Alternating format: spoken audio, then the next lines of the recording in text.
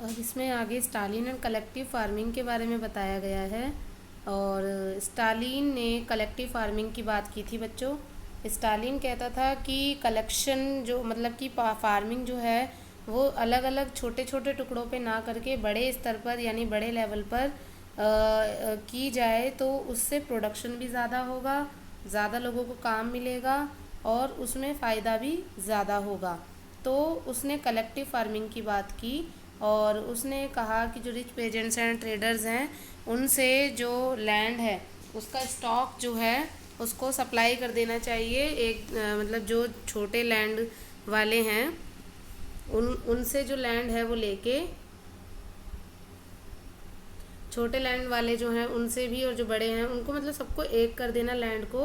और उस पर जो शॉर्टेज ऑफ ग्रेन्स की जो प्रॉब्लम है वो भी उससे सॉर्ट आउट होगी, ये स्टालिन का मानना था।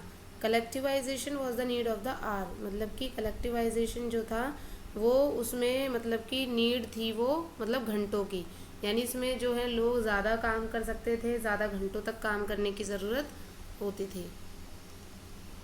उसके बाद ये स्टालिन को दिखाया गया है। This system would also help to modernise farm, इस सिस्टम ने फार्म्स को मॉडर्न बनाने में भी हेल्प किया। Those farmers who resisted collectivisation were punish, deported और एग्जाइल्ड, यानी कि कुछ फार्मर्स जो कलेक्टिवाइजेशन के अगेंस्ट थे उन्हें पनिश किया गया और उन्हें वहाँ से हटा दिया गया। ग्लोबल इन्फ्लुएंस क्या पड़ा इसका रशियन रेवोल्यूशन का। 1950s की बात करें अगर हम, it was recognised in the country and outside that everything was not in keeping with the ideals of the Russian revolution. अब क्या हुआ, रशियन रेवोल्यूशन की वजह से अब जो वर्ल्ड की जो दूसरी कंट्रीज़ हैं बाहर भी, अब वो है रशिया के रेवोल्यूशन को लेकर अब लोग उसको भी अब एक अपना इंस्पिरेशन सोर्स के रूप में देखने लगे। ठीक है, its industries and agriculture developed and the poor were being fed। अब क्या हुआ कि इंडस्ट्रीज एग्रीकल्चर दोनों ही डेवलप होने लगे, जो पुअर थे वो लोग अब उनके नंबर्स कम होने लगे, एसेंशियल फ्रीडम दी गई सिटीजन्स को। ठीक है, however it was recognized that social ideals still enjoy respect among the Russians।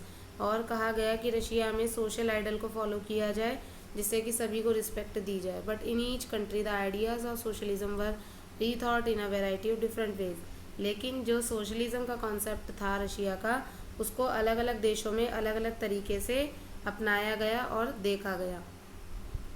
तो ये जो है हमारी जो पीपीटी थी हमने की, तो इससे आपको ये पता चलता है कि फ्रेंच रेवोल्यूशन के बाद ये सेकंड रेवोल्यूशन थी जिसने कि वर्ल्ड में स्पेशली यूरोप की कंट्रीज़ को अफेक्ट किया।